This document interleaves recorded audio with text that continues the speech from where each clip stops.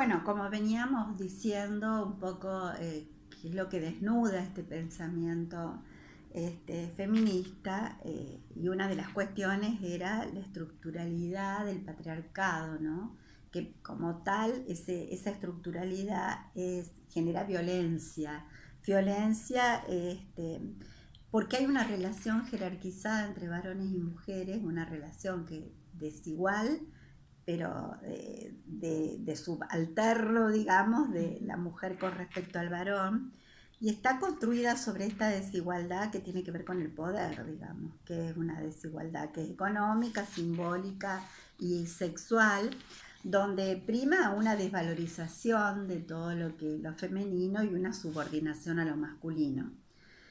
Esto nosotros decimos, autoras como María Luisa Femenías o Rita Segato, que han trabajado mucho en este concepto, dice que la violencia es propia de este sistema patriarcal y lo sostiene de alguna manera porque lo reproduce, o sea, el mismo sistema patriarcal crea mecanismos que tienen que ver con esto, de formas de considerar a la mujer, de forma de considerarla a través del discurso social, a través de los medios de comunicación, este, donde permanentemente la hacen ocupar este lugar de subordinación y de desvalorización, ¿no? Este, entonces, de alguna manera, por ejemplo, lo que decíamos hoy, el no reconocimiento del trabajo reproductivo, el no reconocimiento del trabajo de cuidado de las mujeres. O sea, se considera como que es natural, es lo que normal. corresponde a las mujeres cuando hay un enfermo en la familia se haga cargo, cuando hay viejos en la familia se haga cargo, pero eso lo vivimos cotidianamente todas, ¿no es cierto? Es como una delegación de mandatos, pero que ahí no hay ejercicio de la libertad de decir, a ver, vos lo querés hacer, no lo querés. Hay otro que lo pueda hacer, de hecho, hay muchos casos donde hay mayor democratización en la familia, o sea, esto no es monolítico, que todas las familias sean de la misma manera, pero en general hay una asignación de determinado tipo de lugares que así como, y como atributos, por ejemplo, que con lo que se identifican a las mujeres, esto de la sensibilidad, la afectividad, el estar disponible para los otros, estar al servicio de los otros. Pasa mucho en nuestra profesión, el hecho de decir, bueno, es como que hay que haber tiene que haber una incondicionalidad, digamos, para siempre estar pendiente de los otros, y también es un mecanismo que de alguna manera es algo positivo, ¿no es cierto? Porque es algo positivo el poder ejercer esto, este acompañamiento a los otros, el respeto hacia los otros y demás. El tema es que esto no es valorizado socialmente.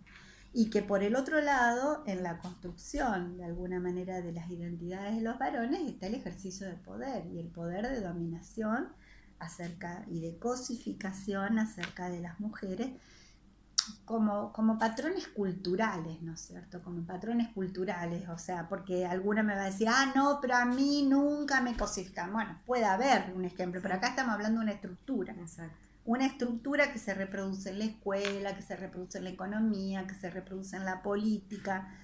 ¿Cuánto hemos luchado las mujeres para lograr representación política? Y aún hoy se sigue luchando.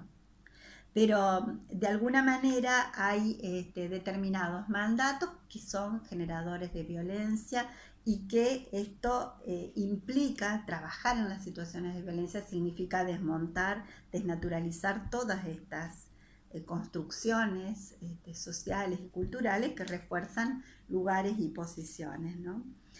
Entonces, eso por un lado, la violencia está sostenida en un sistema de pensamiento autoritario, que es un poco lo que veníamos haciendo, lo que veníamos diciendo. Por otro lado, no es un tema privado, sino que es un tema político, porque tiene que ver con esta organización social que reproduce la violencia. Y por el otro lado, la violencia no es solamente física, o sea, cuando uno hace una recuperación del concepto, nos damos cuenta que la violencia, cuando empieza a surgir como problemática de los movimientos feministas, es una violencia que también es estructural, vinculada primero con las primeras luchas de las madres de Plaza de Mayo, después de lo que fue la dictadura, las mujeres que volvían del exilio y decían, bueno, violencia es que el analfabetismo de las mujeres, el no acceso a la educación, la pobreza, la feminización de la pobreza, eso es violencia también. Entonces la violencia no es física solamente, sino es simbólica, es moral, psicológica, lo que complejiza mucho más la comprensión de la violencia, ¿no? Y la comprensión también de cómo tenemos que atacarla. Todas las convenciones internacionales están apoyando esta idea. No es solamente porque se le ocurre a fulana de tal, sino que está por las convenciones internacionales como la CEDAW, como la Convención Interamericana para Prevenir y Erradicar la Violencia contra la Mujer de Belén do Pará, la Convención Americana sobre Derechos Humanos, el Pacto Internacional de Derechos Civiles y Políticos, bueno, y la primera organización internacional que pone la mirada en la violencia por las consecuencias que genera en el mundo del trabajo es la OIT. Ajá. Digamos, a la OIT le preocupa la violencia porque las mujeres pierden horas de trabajo.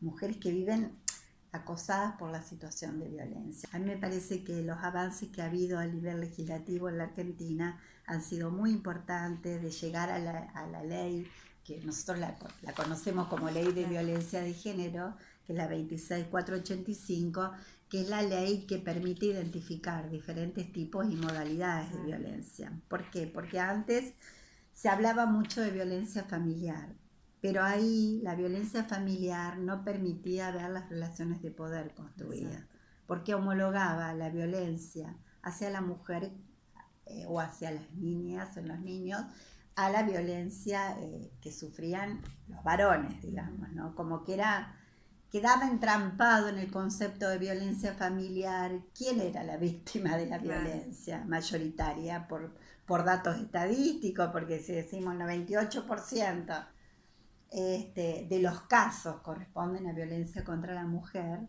y el 2% de violencia contra los varones, quiere decir que hay un dato estadístico que pone en evidencia que es masivamente la violencia hacia las mujeres.